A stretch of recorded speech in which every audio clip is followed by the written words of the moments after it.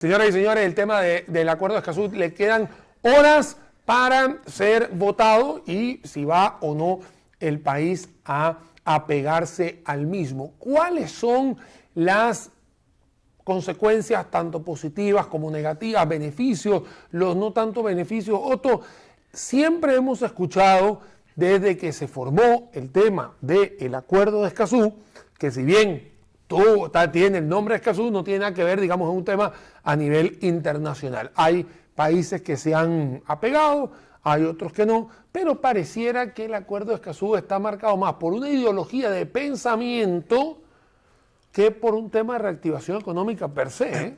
Hablábamos en el bloque anterior de la importancia de que la unión de cámaras jugara un rol más protagónico a la hora de hacer las propuestas de política pública, ya con cierto nivel de especificidad, sobre qué es lo que debe hacerse en Costa Rica para que Costa Rica sea más competitiva, para que haya más inversión, para que haya más empleo y todo lo demás. Eso es lo que hacíamos.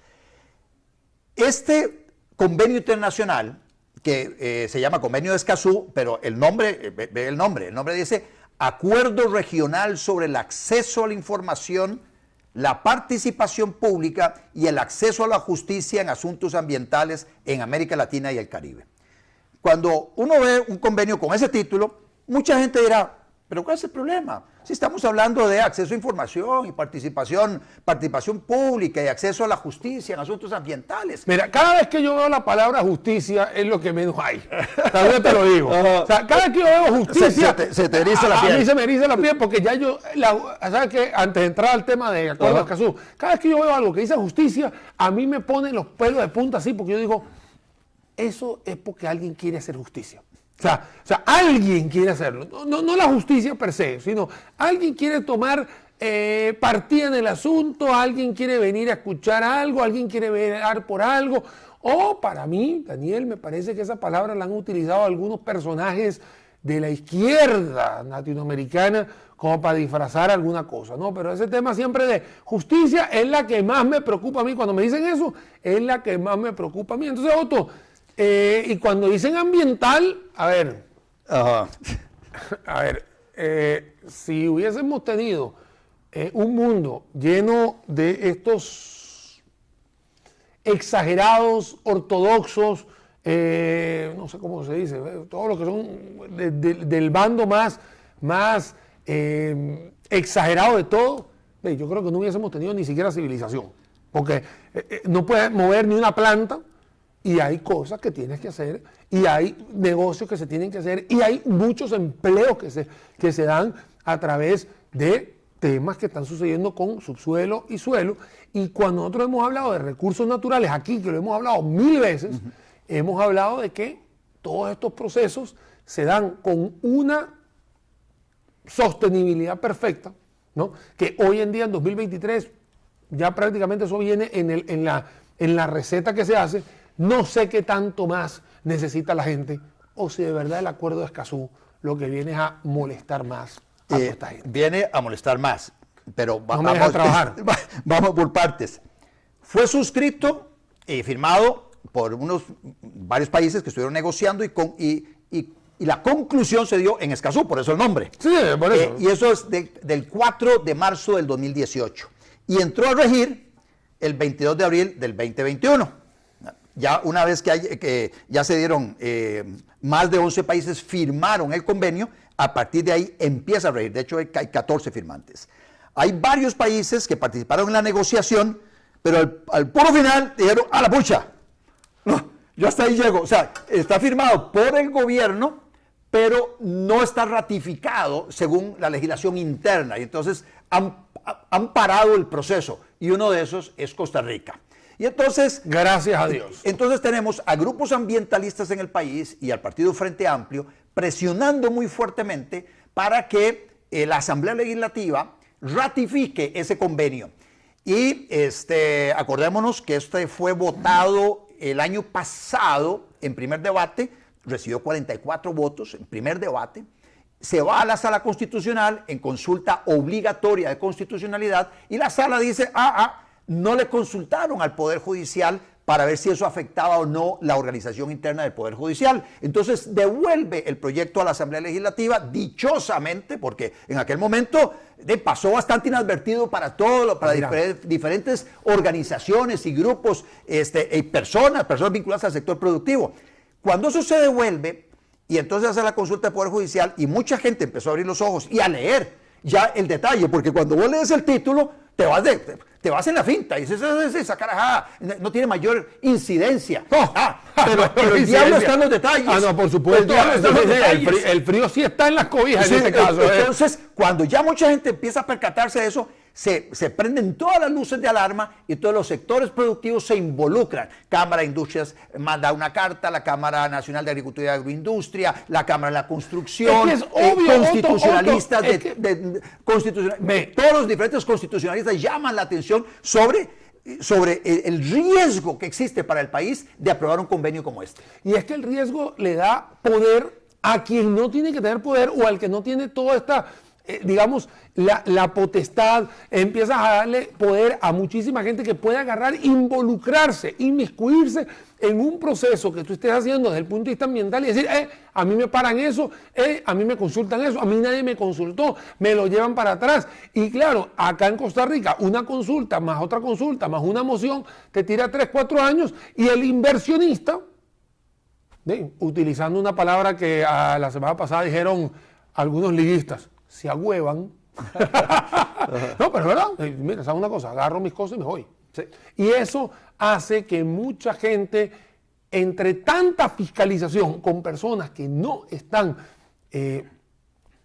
con conocimiento, que son profesionales en la causa y que, por supuesto, lo que tienen es un coco wash de la ideología, porque hay que decirlo así, lo que te hacen es trabar. Por eso es que esto atenta contra la reactivación económica, atenta contra la inversión, atenta contra el desempleo, porque tú le estás dando poder a alguien que simplemente por decir te para cualquier inversión y no le importa un pepino si la inversión son 20 millones de dólares, si son $1,000, él no le importa.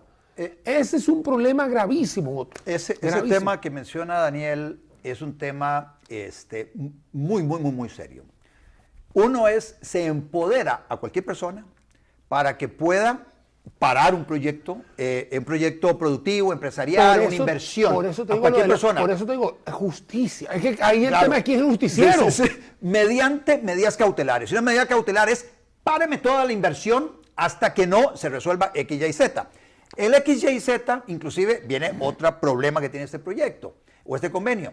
Se invierte la carga de la prueba. Entonces yo, sin hacer estudios de nada, yo digo, va a haber un desastre ambiental con esa inversión. No sé, la ampliación de 310 habitaciones de un hotel en Guanacaste que se anunció hace poco. Y entonces va a haber una afectación ambiental, entonces emita una orden cautelar, suspenda esa inversión y revierta la carga de la prueba. Yo no tengo que demostrar el daño ambiental. Ahora sí, usted demuéstreme que usted no va a dañar el ambiente para hacer esa cosa. Mira, ¿y entonces qué haría el hotel? No, entonces, si la persona o el empresario hotelero había comprado una propiedad, tenía un capital dispuesto para hacer esa inversión, entonces ya no puede seguir adelante. Entonces hay unos costos de capital que empiezan a generar intereses, cargas financieras, etcétera, y entonces dice, bueno, ¿y esto cuándo termina? Y aquí lo amarramos con con situaciones que se dan ya en el ordenamiento jurídico costarricense.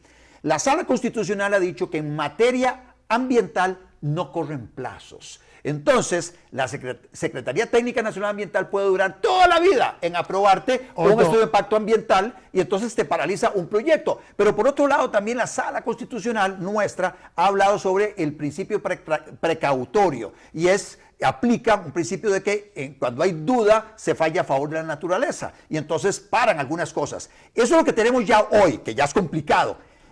Este convenio lo que hace es darle rango inclusive superior a la Constitución a este tipo de disposiciones. Ahora yo te quiero hacer una pregunta y tú me vas a responder. Este hotel que acaba de decir esto, vamos a hacer el mismo ejemplo, va a ampliar 300 habitaciones. Para esas 300 habitaciones no va a poder utilizar la misma cantidad de personas, va a tener que contratar más. Así es. Y va a tener que comprar más comida, ¿no? Porque van a haber más de 300 personas. Sí. Va a tener que comprar más toallas, más para vestir las camas, todo lo que son las sábanas. Eso hay que comprarlo. ¿Dónde lo va a comprar? Posiblemente lo compre en Liberia, ¿no? que es una zona que hoy en día tiene los peores índices de desempleo que hay en el país. Porque uno cree que solamente Gran Metropolitana, estamos hablando allá.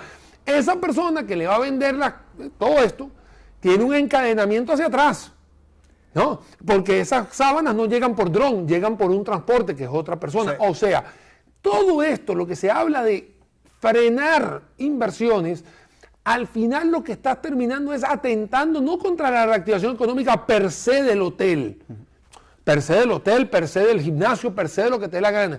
Es todo el encadenamiento que viene detrás de eso que a veces la gente no lo ve, porque la gente solamente cree que es puntualmente el hotel, o puntualmente la zona franca, o puntualmente. No, son muchas cosas que suceden detrás de cámaras, es decir, behind the scenes, hay un montón de cosas que se están dejando porque el inversionista sí, tiene el problema de capital, y usted no está viendo el daño que le está haciendo a la gente. La gente que va a querer conseguir empleo en ese hotel y que, por supuesto, ese hotel al ampliarse va a llegar otro y va a decir, hey, este me está robando a mí esto, mejor invierto yo también acá, voy a decir, en Golfo de Papagayo, ahí en Tamarindo, hago lo que sea, y empieza también a generarse una sinergia entre los inversionistas. Pero si esto se prueba, en ningún lado se va a poder hacer. Estas inversiones que se pueden dar o no dar, en el caso de no dar, que se pueden espantar con la aprobación del Acuerdo de Escazú, porque el Acuerdo de Escazú imparte una justicia que digo yo que no sé quién va a ser el justiciero en este caso, Otto, y eso es complicado porque si se paran las inversiones estaríamos hablando de que todo el país estaría casi que pendiente de un hilo, y yo digo con personas que no están capacitadas, porque le da poder a todo el mundo, y eso me preocupa mucho. Esos básicamente los temas más serios. Se le da poder a todo el mundo para, mediante una medida cautelar, detener el desarrollo de cualquier proyecto de infraestructura pública o privada. Pública o privada. 2, se invierte la carga de la prueba. Ahora es el otro, el acusado, el que va a tener que demostrarle a esta persona que puso la denuncia que no va a ser el daño ambiental que esta persona dice que va a generar. Y luego hay otra parte que es muy complicada, que es el tema de la consulta. Y dice, todo proyecto productivo público-privado tiene que someterse a consulta, y entonces habla también a consulta dependiendo del género, dependiendo de la etnia, dependiendo de la edad, etc. Entonces habla de diferentes tipos de consulta, y hasta que se consulte a Raimundo y a todo el mundo, y no dice los plazos, no dice nada de eso, ni el tipo, ni cómo es que se estructura la consulta. Habla de que tienen que ser plazos razonables. Bueno, razonable para quién, en qué momento se termina eso. Y luego también de que el criterio de los consultados tiene que tomarse en cuenta para el desarrollo del proyecto productivo. No, hombre, el consultado. Entonces ya no es consulta, sino que eso ya tiene cierto criterio vinculante. Entonces, esas son algunos de los horrores que tiene este convenio. A ver, Otto, hay dos cosas que a mí me preocupan. Uno, el papel del MINAE en todo esto. Porque con todo esto pareciera que el MINAE está de más aquí. Va a ser un firmante, pero no, entonces no tiene ningún tipo de potestad. Y a mí lo que me preocupa, Otto, y me vas a disculpar, yo sé que aquí voy a juntar dos cosas a la vez, pero a mí me preocupa que se le dé poder a cualquier persona, ¿no? Y lo sucedido esta semana, a principio de esta semana en la Asamblea, que lamentablemente yo puse un post que me preocupó muchísimo, tú sabes que yo estoy muy metido en temas de educación. A ver, hubo una manifestación de unas personas bastante obscenas, bastante ofensiva, repudio total. Estas personas no tienen esta capacidad, y lo que me da miedo es que este tipo de personas, o este tipo de tinte político, o este tipo de ideología, o este tipo de retrógrados académicos, porque no sé cómo se les puede llamar, simplemente por un tema de envidia, porque eso es lo que va a pasar, van a detener los proyectos. Y te digo, a mí me molestó muchísimo porque si bien estaban con el tema de la, ¿cómo se llama? De la elección del defensor. Defensor de habitantes, no sé cómo. Entonces fueron algunos estudiantes de la Federación de Estudiantes, vinculados a la Federación de Estudiantes de la Universidad de Costa Rica y de la Federación de Estudiantes de la Universidad Nacional. Pero yo se hicieron presentes con carteles. A ver, yo te voy a decir una cosa. Usted puede hacer lo que quiera, usted puede agarrar y puede estar en contra, y puede estar obviamente teniendo una visión, etcétera. Pero de ahí a esa falta de respeto que se vio, a ver, mis hijos me preguntaron, o sea, ¿Cómo tú vas a poner carteles de eso? Eso se permite. O sea, en la inocencia de mis hijos me dijeron eso. Yo obviamente, no, tranquilo, no, es simplemente una que otra persona. Pero una que otra persona puede parar una inversión de 200 millones. Sí, ahí es donde... ¿Me entiendes? O sea, ve lo delicado de esto. Es muy serio porque claramente el convenio de Escazú, cuando uno lo lee y uno, vamos, ya tenemos alguna experiencia de vida aquí en Costa Rica, pero vemos lo que está pasando en otros países de América Latina, se da uno cuenta que el tema ambiental ha sido capturado mayoritariamente por personas vinculadas a una ideología de izquierda, socialistas, estatistas. Se habla inclusive del concepto de sandía, verdes por fuera, ambientales, pero rojos por dentro en el sentido de que ellos están utilizando el tema ambiental como caballo de Troya para imponer su visión ideológica de organización social, destruyendo las bases del capitalismo, que es la propiedad privada, que es el derecho de las personas de intercambiar libremente esa propiedad unos con otros, que es el comercio libre. Todo eso lo pretenden socavar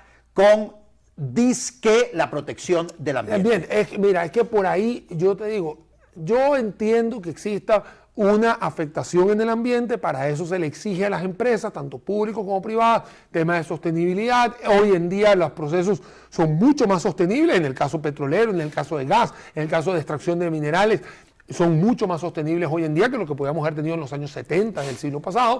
O sea, hay tecnologías hasta más quirúrgicas para hacer todo esto, y para eso se ha ido avanzando. O sea, de verdad que no es darle la espalda al ambiente, es... Sí, vamos a cuidar el ambiente, pero vamos a seguir generando cosas, o sea, vamos a seguir generando producción, vamos a seguir generando empleo, vamos a seguir. Pero no puedes estar pensando en que vas a vivir en la selva de Tarzán, ¿no? Porque si no, no vas a poder vivir nunca. O sea, no vas a poder vivir nunca. Y vuelvo, te repito, si esto se hubiese pasado hace 100 años atrás, estuviésemos en la edad de piedra todavía. Porque hay cosas que tiene que haber un poco de lógica, ¿cómo se llama? El sentido común de las cosas. Para eso te preguntaba, entonces, ¿qué pinta el MINAE en todo esto? O sea, porque el MINAE aquí queda desplazado totalmente. No, sigue manteniendo sus competencias, pero el convenio, al tratar un derecho humano, que es el derecho al ambiente, sano y ecológicamente equilibrado, y al darle rango de derecho humano a eso, este convenio hay un gran riesgo de que tendría una potencia superior inclusive a la Constitución. Y entonces, con esa potencia superior a la Constitución, ahora sí que no hay manera en el mundo de quitarle las herramientas a estas personas para detener, por ejemplo, te doy ejemplos muy puntuales. Si por la gente de izquierda de Costa Rica fuera, nosotros no tendríamos marinas en el Pacífico. Trataron de hacer hasta lo imposible para detener la marina que hay en Playa Herradura. La marina pez vela. Luego trataron de detener la de pez vela. Trataron de detener la otra que está allá en la zona de Papagayo. Todas las marinas, siempre estos grupos ambientalistas de izquierda, o personas de izquierda disfrazadas de ambientalistas, han tratado de boicotear este tipo de inversiones, con el beneficio que estas inversiones han generado en estas zonas costeras donde hay tanta miseria y pobreza. Es que vuelvo y te repito, este ejemplo que tuviste del Hotel Río, de una vez lo voy a decir, ese es el hotel, valga la cuña para el hotel, si le ponen esto, todo el encadenamiento ya fuera, no hay. Esta gente que está ahí... Y reduce la oferta de hospedaje para aumentar la cantidad de turistas que podrían beneficiar también al país. Van a entrar por el Daniel Oduber, que van a pagar impuestos, que van a hacer... Es que ahí es donde uno dice, ¿en qué cabeza cabe todo este tema si usualmente estos adoran el dinero? O sea, ellos son los que adoran el dinero. Bueno, hagamos, o sea, vayamos a hacerlo. ¿Lo quieres hacer de forma sostenible? Hoy en día lo estás haciendo. O sea, en ningún momento te están diciendo que no se está haciendo. Lo que están acá, lo que hay que frenar aquí es que no es darle poder a quien sea. ¿Quién es el que tiene que? Para mí es el MINAE. El MINAE tiene que tener su gente, no política, porque dentro del MINAE hay todos los técnicos que saben cómo son estos, y agarrar a partir de ahí y decir, mira, aquí está esto aprobado, no hay ningún problema. Hay parques nacionales, se cuida el parque nacional, está el tema de las playa como tal, que también es de uso público, y todo eso se está cuidando. O sea, es ahí donde uno tiene que decir, eso se puede y con eso convive uno. Pero darle este tema, y te digo, a mí me dio mucho miedo, no tanto cuando hablé del acuerdo de Escazú hace como año y medio, ahora me causa mucho miedo que de repente personas como estuviesen el lunes ahí y el domingo haciendo esto, y cualquiera de estos puede agarrar y simplemente por una envidia, por una molestia, por simplemente, o por ganas de no dejar trabajar a alguien. Sí, así de sencillo. o por una convicción de que no hay que hacer inversión de ningún tipo, que tenemos que casi que vivir en la época esta de del Tarzán. No, es que yo te lo decía. No, es que hablando en serio, Otto. ¿Ves el caso ahorita? Diputados del Frente Amplio se opusieron a un proyecto de ley que tenía que ver con el humedal La Culebra para completar la carretera hacia San Carlos. Había que desafectar ese humedal para poder hacer la construcción donde hay una falla geológica, hay un humedal y cosas de esas. Bueno, hicieron hasta lo imposible para que no se aprobara esa modificación, nos decía compensar por otro lado, porque la construcción de la carretera está diseñada por allá. Entonces hay que hacer una pequeña afectación en el humedal. Bueno, ellos, si por ellos fuera, ese tipo de carreteras no se construye y quedaría entonces la carretera inconclusa. El canal seco que mencionaste, de la posible inversión de una persona así, de una de las personas más ricas de Asia. Bueno, sería imposible que un proyecto como ese se haga en Costa Rica porque primero tiene que atravesar 300 kilómetros, va a afectar corredores biológicos, tiene que expropiarse un pedazo allá en la zona de Santa Elena y Guajínique para hacer un puerto, y ellos se van a oponer a ese tipo de inversiones. Entonces yo agarro y me voy para Limón y le pregunto, ¿cómo es posible que usted siga votando por esta gente si no le están dando empleo?